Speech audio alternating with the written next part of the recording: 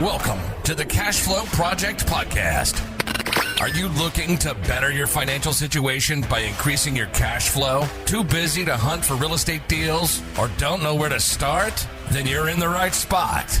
Join us as we dive in and talk about investing for cash flow using multifamily real estate. How y'all doing? Welcome to the Cash Flow Project. I'm your host, Dearonne, and today we have Jim Runyon here with FranChoice. This is going to be a great interview, man. Jim has not only that, he's a consultant helping people find the right franchise to go about, but also he's going to talk about, he just got a whole lot of stuff to talk about, even with real estate, how he got started. And we're just going to jump off in here. Hey, Jim, welcome to the show. Hey, thanks for having me, D. Good to see you again. Yeah, great, man. Thank you for coming out, man, and supporting us at the Hawaii Millionaire Mindset. Great event. And, I appreciate you. I hope, in fact, yesterday I was just out on a big outing. Us, pretty much planning next year. So hope to see you out there next year and look forward to it. Would love to. It's been it was a great week, and have continued some conversations. Still talking with a number of people out of that event. So thanks for having me. Enjoyed it, and would love to be part of it next year. Awesome. So, hey Jim, man. So let's go ahead and dive in. Just tell our guests watching this show. Tell us about Jim, who you are, what you do. Can you dive a little deep and just give us a quick, about Jim and FranChoice and your overall, how you got started? Yeah, absolutely. So, just a little background on myself. I got into this business about 20 years ago, and I was like a lot of people who was just frustrated in corporate America. I was looking to do something different or make some more money, try and, just improve my quality of life. And actually, I liked what I did, but it just wasn't providing the income that I liked. And so, I didn't have that aha moment. I didn't have that great idea, and I didn't want to be the next Bill Gates, but I wanted to own my own business. And so I looked, at everything, but ultimately I settled on franchising. I thought that was the best way to do it. And I looked at, I was not unlike most people. I thought of food, and I got into the food business. I ended up buying Quiznos, which if anybody listening remembers that story or remembers that company, it's still around, just not in the numbers it was back then. They were, really growing fast back in the early 2000s. And so we bought into it. It was just a miserable mistake. It owned me for 8 years, took up all my time, all my resources. Really wasn't a great experience, to be honest with you. And I share that because that's what I share with my clients today. I've made the mistakes so that you don't have to, and so, when you're looking at franchising today, you have over 3,000 different options out there. And frankly, there's a lot of noise and a lot of distractions. And so we try and cut through that noise. And so what I do is I help people try and identify companies that they would be a good fit at and they'd also enjoy. And a lot of the people I work with are coming out of corporate America. Maybe they're looking to diversify their investment portfolio. Maybe they're just serial entrepreneurs and this is their second or third business. But usually somebody's coming to me with some level of pain. And what I'm trying to do is try and help, find some solution for them. And I do that through franchising. And so, going back 20 years, having been a franchisee, I then went on to work for a franchisor for 10 years at Anytime Fitness. I ran their real estate department and really just had a great experience and helped over 1,000 people get into franchising during my time there. So, have for a good portion of my life, I've been a real estate guy that worked for franchisees or on behalf of the franchisor. And now I'm a franchise guy who happens to know or have a whole lot of experience doing real estate. Awesome. You mentioned something that that really I really tune in. And I know a lot of people. You say you made a lot of mistakes, and right now your goal is to help people so they don't have to make those mistakes that Jim made. Can you talk a little bit some of your biggest challenge and also maybe some of those mistakes? Can you talk about some of those obstacles that you can share? Yeah. I just think the biggest one, again, when you think of franchising, there's so much out there, but all the average person really sees is Chick-fil-A, McDonald's, Arby's, Jimmy John's, whatever the different food franchise brands are.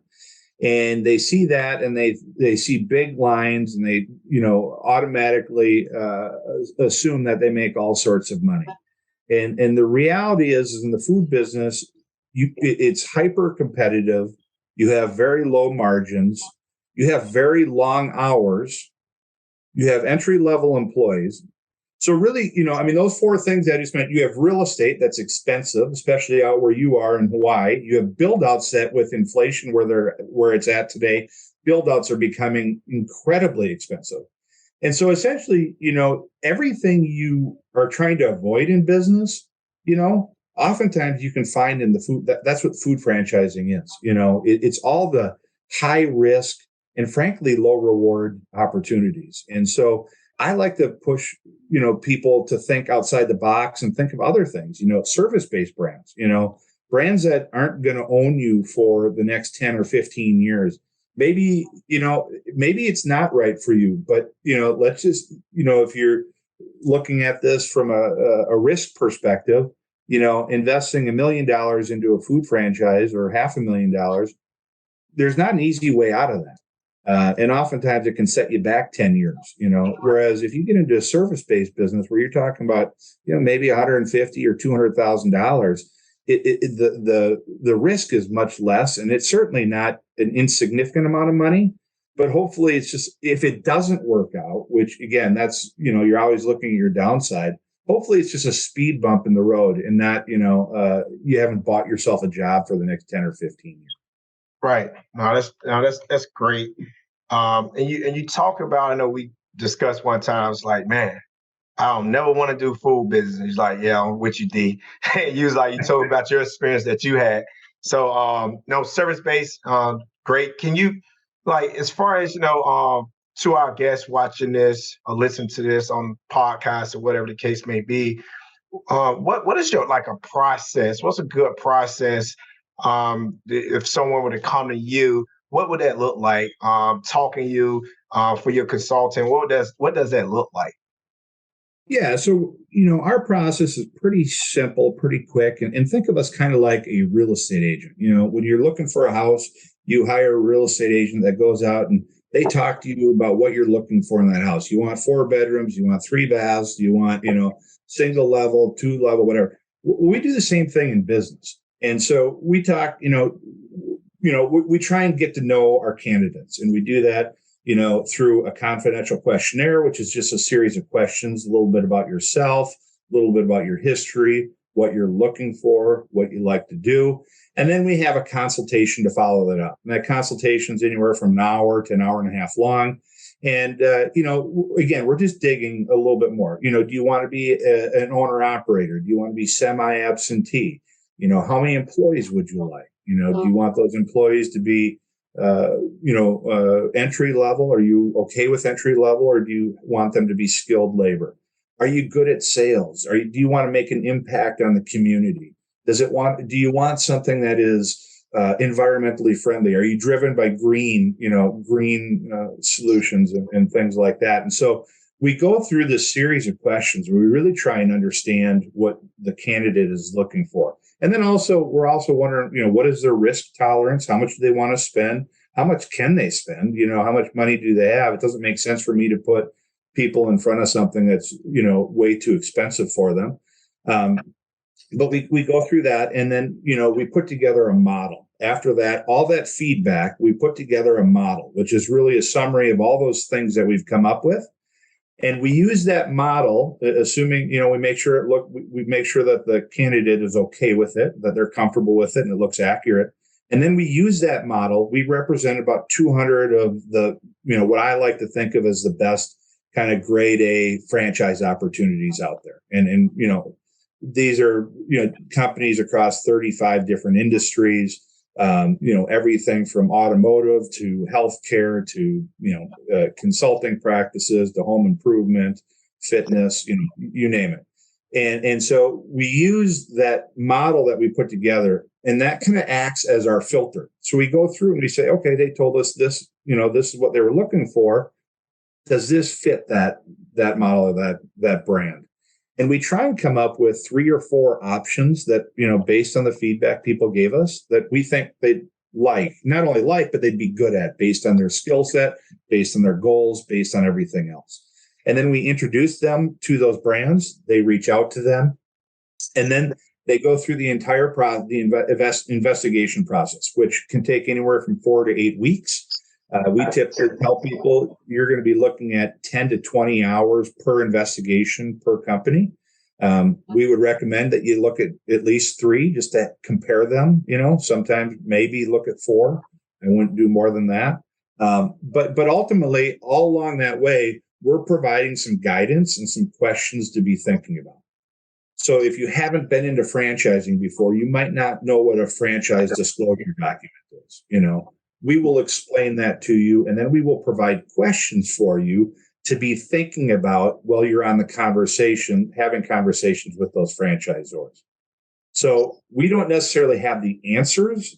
We have the questions for you to ask to get the answers. And then ultimately, your entire investigation, like I say, could take anywhere from 4 to 8 weeks. Starts with a couple phone calls. Then you go through something called validation. You look at territories. Ultimately, this culminates in something called Discovery Day or Meet the Team Day. And that's where they'll fly you into corporate headquarters. They want to meet you just like you want to meet them. It's really a good opportunity for everybody to get together and just make sure, hey, look, we're about to go into business with each other and invest a lot of time and money and resources. Let's make sure we both think we know who we're talking to. And so that's kind of the last step in the process. So us as consultants, what we do is we just kind of hold your hand. We kind of walk through it with you and are there to kind of bounce ideas off. Oh, yeah. Awesome. Yeah, that's great, man. This is all great information. And I would tell you what, it's just phenomenal information. I notice our guests are listening. They probably got a lot of questions. So I'm going to try to think of a lot of questions, kind of ask you so we can pull as much information out during our timeline. One of the things, though, by me being a current franchisee, and I hear people always helping people to try to, I can't answer all the questions, but I can guide them and all that. But there's a lot of myth about, franchise. What are some of the myths or things people ask you like, no, that's not true, whatever the case may be, that you get coming? Well, there's a lot of assumptions when it goes that go into franchising. And that's why I always encourage people who start this process, if you're going to go through the process, you owe it to yourself to kind of figure it out. And usually, depending on what franchise you're in, some people think that, if they're going to be in a roofing company, that they're going to be on a roof pounding nails, Well, the reality is you're not, if I place you in a roofing company, you're really a salesperson, and you're running a sales organization that also, does a lot of customer service. And so there's a lot of assumptions when it comes to a lot of different franchises about what you do just in general. But the biggest myth that I think people make and the biggest problem people run into is that it's if we build it, they will come, and the reality is franchising is a platform. It gives you an opportunity. It gives you a better chance. It gives you a platform to be successful. But you can give the best platform to the worst business person in the world, and they're not going to be able to do anything with it. Likewise, really good, business people or people who work hard, maybe don't have the best platform, but they can outwork the platform. And so I would just tell people that you have to work. There's a lot of help and a lot of support, but at the end of the day, it's not just build it and they will come. You really have to work really hard, just like any business. This is not easy. There's no free lunch, and franchising is no different. Right. No, absolutely. No, that's great. As far as can you kind of like, I know we talked about, franchise disclosures, the finance piece, startup, all companies are different. One of the things that you said that you represent about 200 companies. Of those 200 companies, for the listeners, do you have a preference, or would you say, a top 1 or 2 franchise that you would look at or you recommend based off liquid requirements, net worth requirements, and things like that? Is those different? Do you have something that you really like that you see? Well, I get this question just about every day, and I wish there was a simple answer. No one likes it. But again, what we do and what our value add is you're coming to us with some pain. If I put you into something that you hate just as much as your corporate job, our net, we didn't get anywhere. Our goal is to try and place you in something that you'd be good at, but you'd enjoy. We're trying to free you from kind of feeling like you're owned by your job, and so you're going to work. And so with that being said, what's right for me might be very different than what's right for D or, whoever I might be working with. And so that's the point of the consultation, is to sit down and say, what are your goals? Because your goals are going to be different than mine, and so we want to understand the candidate very well and make sure that we're placing them in the right companies. Now, that being said, are there some franchises out there that are, more popular than others? Of course, there's some things that are coming online all the time.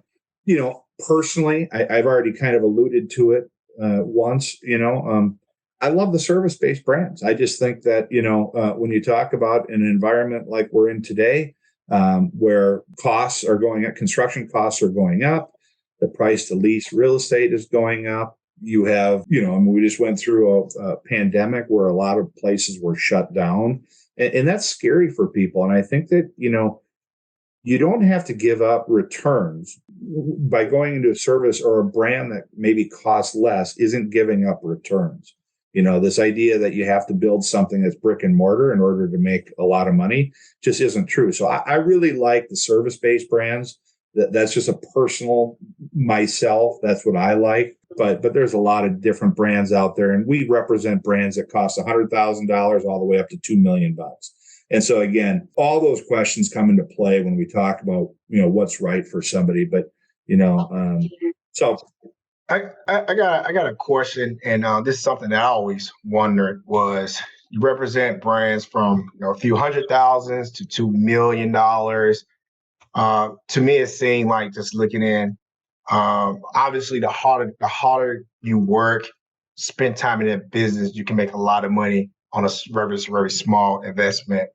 But also, it seemed to me, just looking at some companies, let's just say, for instance, I don't know, whatever franchise, say, hey, you need $500,000 net worth, $100,000 liquidity.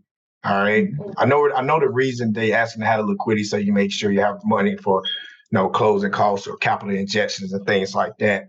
But it also seemed like, to me, sometimes it kind of align with about the average of what you should be making year over year once the company stabilized.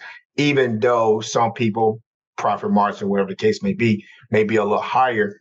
Does that play in a way whatsoever, where it's a franchise that the startup cost net worth is $50,000 and you need only $10,000 for liquidity? Is there anything you can shine light on that? And I'm by no means an expert when it comes to funding. We have a lot of funding partners that we work with that are very good, that will answer those questions. And it's a good question, because there's, getting back to your question about assumptions, there's SBA loans out there. People have, if you have a 401k, you have access to money, to start your own business. And that's what a lot of people forget too. There's rollover options. There's different things you can do. As it relates to, how much you need up front, I think every option is a little bit different. A lot of those franchises, what they've seen is that, people who are underfunded are sometimes, the biggest risk for them. People who get into this, just barely get by, and then they don't have any money for marketing, and they don't get out of the gate strong, and it just puts them in kind of a vicious circle where they're constantly fighting an uphill battle. And so, I don't know that there's, the net worth requirements. I don't know that there's any correlation between that and the brands. What I've seen is, you're looking at anywhere from 20 to 25% down of the total project costs, so that can be anywhere from $50,000 to $100,000, depending on what you're looking at. Okay. And do you ever get questions or, I guess, anyone coming to you and asking, like, should I buy an existing business or should I start out by my own new franchise? And, if what are the pros and cons, or, do you help with that or help educate people with that? We do a little bit. Most of our candidates are starting from scratch. They oftentimes get into this process and then they realize there might be something around them that is available. And if that happens to work out, great. It generally is not something we look for. I don't want to say we don't look for it, but, it's not something we start out with. And that's just because you never really know what you're buying when you're buying somebody else's problems, and oftentimes it can be more expensive to overcome whatever damage they've done in that particular territory than just to start from scratch. And especially when you're talking about, again, if I'm going to talk about a service-based brand, you're not talking about a ton of money to start out with. Oftentimes just the transfer fee and some of that stuff, is often as much as the franchise itself. So, I don't do a lot of purchasing existing businesses just because, again, I don't advise people necessarily to buy someone else's. There's some reason why they're selling. And oftentimes the people who are selling are the people who got into it thinking, I'm just going to buy this and it's going to run itself. Right. And I can definitely, I'm a big believer. We like to develop our franchise from ground up. Do our own build out. One thing that I have noticed, like you mentioned, they are selling for a reason. All right. And if they and that can be good or bad. If it's a bad reason, maybe it's competition moving in, and they're not going to tell you this, right? You're just going to figure out, you're going to inject all this money in this company. And, now, a year down the line, saying you done lost 30, 40% of whatever revenue that you thought you was going to get, or whatever the case may be. So for us, one of the things that we like to do, even now you also got the people that, maybe they selling, they got a strong business and there's no competition coming in. They just ready to retire. But the catch on that, you're going to pay 4, 5, 6, 7, 8 multiple, where you can, then you paying $1 million for something you could have built out service-based for $300,000 yourself, $200,000. So, I'm a real big fan and believer that you go out, you start it. I think from my experience that I see is the cost, the barrier entry to cost to get in there will be much less than buying somebody else's business and things like that. And then maybe you go in, your debt service is lower, and now you get the opportunity to sell it when you're ready to retire for 5, 6, 7 with no debt on it, or whatever the case may be. Do you got anything to add to that? Do you agree on that? Yeah, absolutely. And one thing too that is something that people oftentimes overlook, don't think about, and really it's not their fault. They wouldn't know any different. But a lot of times people who are selling know it's coming down the pipe in their own franchise system. And, when you buy a franchise, you're also buying that franchise agreement. So whenever that started, let's just say it was 5 years ago, and you have to renew it in 2 years. And by the way, you have to upgrade your facilities in 2 years to meet the new, the new building standard. You can be looking at a couple $100,000 that you were not anticipating when you bought that. So oftentimes that's why people are selling, is because they know something's coming down. They knew a new design book or something's coming down the pipe, and they either got two decisions. We're either going to spend more money to bring it up to the new standard, or we're going to sell now and kind of hope we can kind of bury that underneath the rug so no one knows about it. And so that's another thing when you're looking at existing businesses, make sure you understand when that franchise agreement is up, and also make sure you know when that lease is up too, because oftentimes that lease and that franchise agreement, if it does have if it is a brick and mortar location, that lease and those franchise agreements, you want to try and get those, coterminous, meaning that when one expires, so does the other, because oftentimes you can get trapped where your franchise agreement is expiring, but you still have a lease obligation for another 2, 3, 4 years. And you just keep doing this where you just keep leapfrogging your lease and your franchise agreement. You can never get out of it. And you're personally guaranteed on both of them. So, that can be a trap that oftentimes people get into. So when you're buying a franchise, if you do, make sure you know what's coming down, if there's a new design book. And number two, try and renegotiate that lease or that franchise agreement to make sure that they run coterminously and that they expire at the same time. Yeah, and I think that's really big, and not only that too, making sure you know when your option periods kick in, because you can lock in for 5 year with 2, 5-year options, and say, hey, you gotta come to your landlord and let us know 12 months if you want to execute that option. But guess what? Something happened, the market shot up, and guess what? They're gonna say, no, I want market rent now, or I can find somebody to replace you. And D, they ask for your they have the right to ask for your financials once a year. They know if you're doing well or not, and they know if you can afford more rent. And if they find, hey, you can afford more rent and you don't have options, guess what? You're going to be in a situation where they have all the leverage. And so, to your point, I would always get options. Options are just that. That's what I always told people when I was on the real estate team is they're just options. You don't have to exercise them. You can still go and renegotiate, but you always have a worst case scenario. That's always your option is always your worst case scenario. Yeah, absolutely. And I would say for like brick and mortar, right? If you choosing a franchise, that's probably the most important piece to get right is your lease agreement. For sure. People overlook it all the time. They will spend $250,000, maybe it's $500,000 on a franchise, whatever the number is.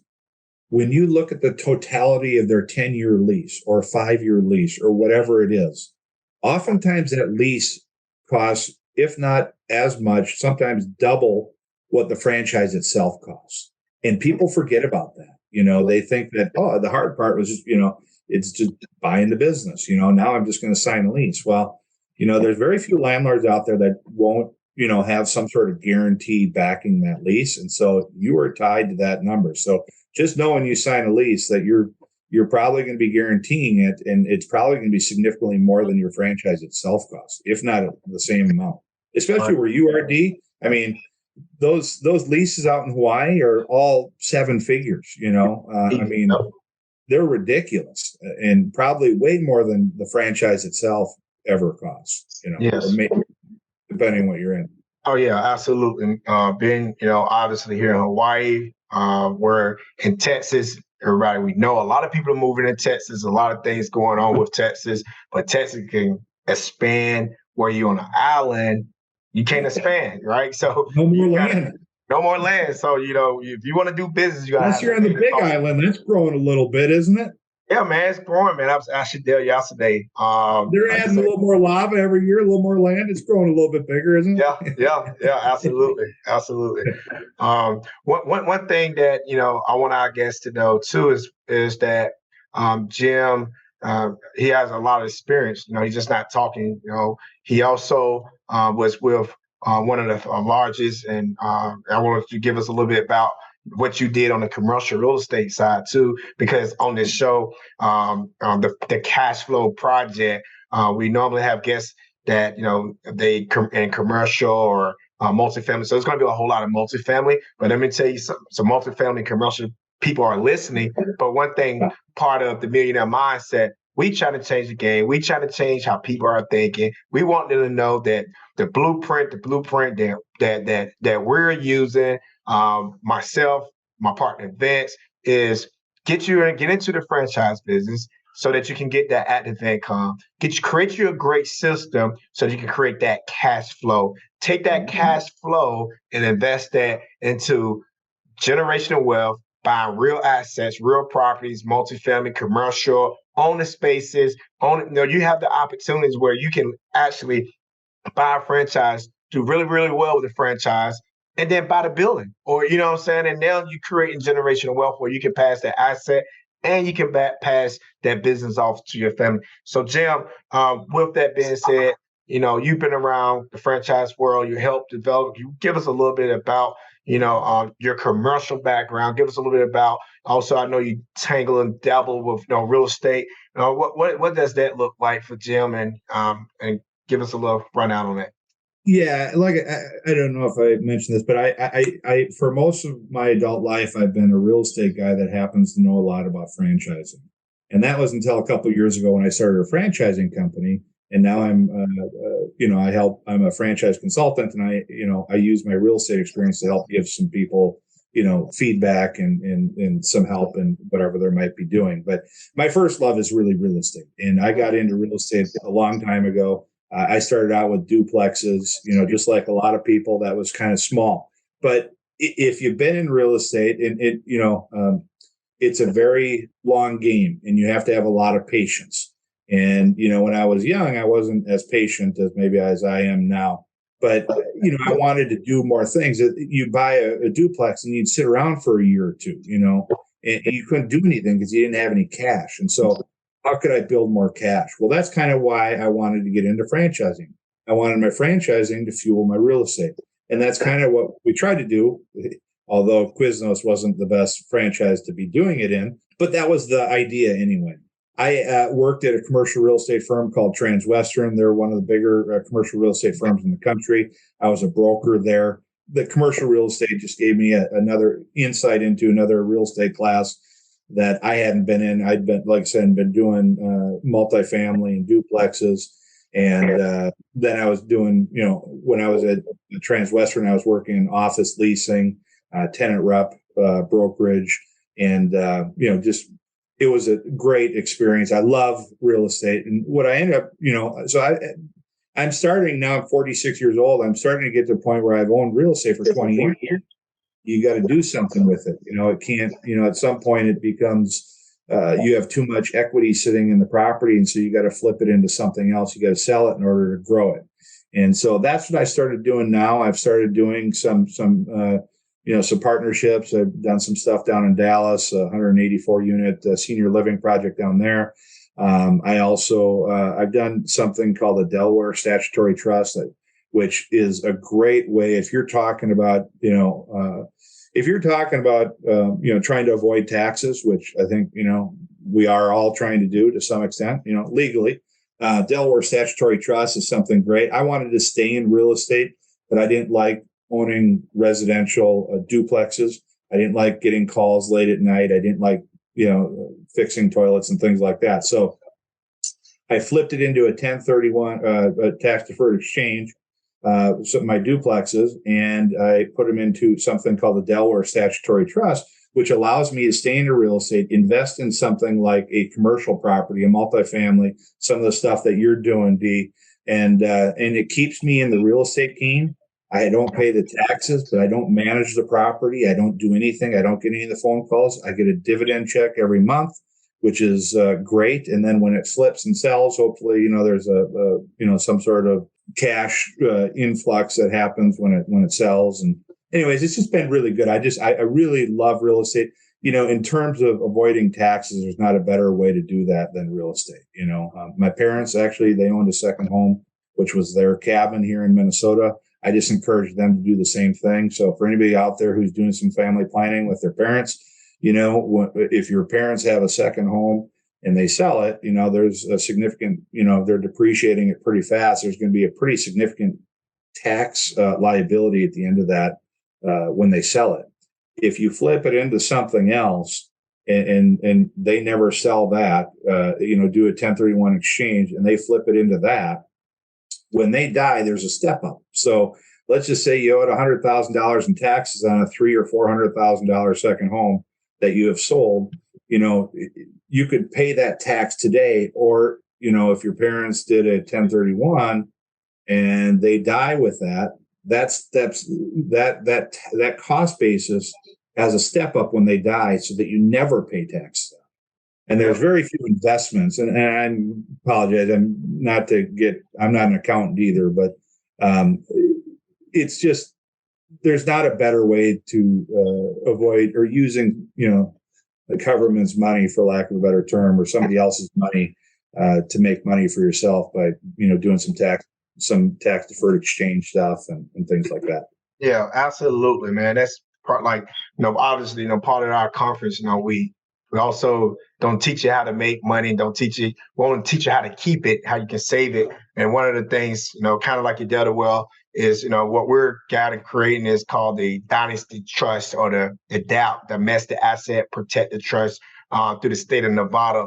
And it kind of works pretty much similar to the same ways, but you don't get hit with no taxes if something happened to the estate. You're not all paying 50% to Uncle Sam. Your kids get to save that. You pretty much put it in a dynasty trust, and the trust become irrevocable. However, though, in the state of Nevada, and anybody smart businessman know that the best thing is to own nothing and control everything, and that what it allows to do. But that's a whole other conversation. I love tax, and that when I got into business, when I got into the finance, when I got into the franchise, when I just got into making money, I always like, man, what is something that I don't have no clue that I felt uncomfortable. And when I get uncomfortable, best believe I will make myself comfortable. And taxes was one of the things I was uncomfortable with. It was just thousands of pages. I didn't know what to do. I started reading books, started just listening. But what I have learned was that taxes is my favorite part of the whole entire business. I write down tons of questions. I'll pay my CPA, whatever, because he's a very smart guy. Charles, he was there at the conference, but I just sit down on my Apple notepad and anything come in my head for years. I've been doing this for years, and I write it down and I ask and I educate and I YouTube it, because like you said, legally, I'm gonna pay what I'm supposed to pay, but not a penny more if I can avoid it. Yeah. And look, for those who are listening, you don't have to be. I'm a jack of all trades, a master of none. You have an accountant. I have an accountant. I know the basics. I have some general idea, but you don't have to. If I had any advice for people, who are looking to get into business or real estate or whatever, there's professionals out there for a reason. Whether that's accounting, whether that's an attorney, and sometimes you find out the hard way that they're not as expensive. Sometimes you can make mistakes that are much more expensive than if you just would have done it right the first time. But, with franchising, there's a lot of different options. There's a lot of noise out there. Seek some advice, get some help, whether, it's say franchising, an attorney, an accountant, real estate, whatever it might be. You don't have to be a master of all these things. You just have to know the basics. Yeah, absolutely. Absolutely. All right. So we kind of winding it on down, man. It's been a great interview, great podcast with my guy, Jim. I do have one question before you get off here. Well, I got a couple, but if you can give us, maybe, one or two books, what book would you recommend? I'll give you two. One is old school, and it's going to be cliche, but it's just so simple for people to understand. And that's, that's the book that, came out of Hawaii, Rich Dad, Poor Dad. That is so simple. If you want to understand real estate and you want to understand, why people invest in real estate, it just breaks it down to the very common denominator. So that's an old one that has been read, billions of times over. Right. The other one I love is a book called Storyteller's Secret. And that's just all about the power of persuasion. So regardless of what you do, we're all salespeople in our life, whether we're, whether that's on our title or not, but it's all about the power of persuasion and influence, selling for those people out there who are selling, or if you're owning your own business, you're going to be in sales. I think that's a great book for everybody to read. It's really, really good. Awesome. And Jim, for our listeners out there, if they are, they want to connect with you, want to get a hold of you, want to talk a little bit about, how can they get started in franchise? What's the best way to reach you? You know what? My phone number is 651-246-7974. Email is JRUNYON@FranChoice.com.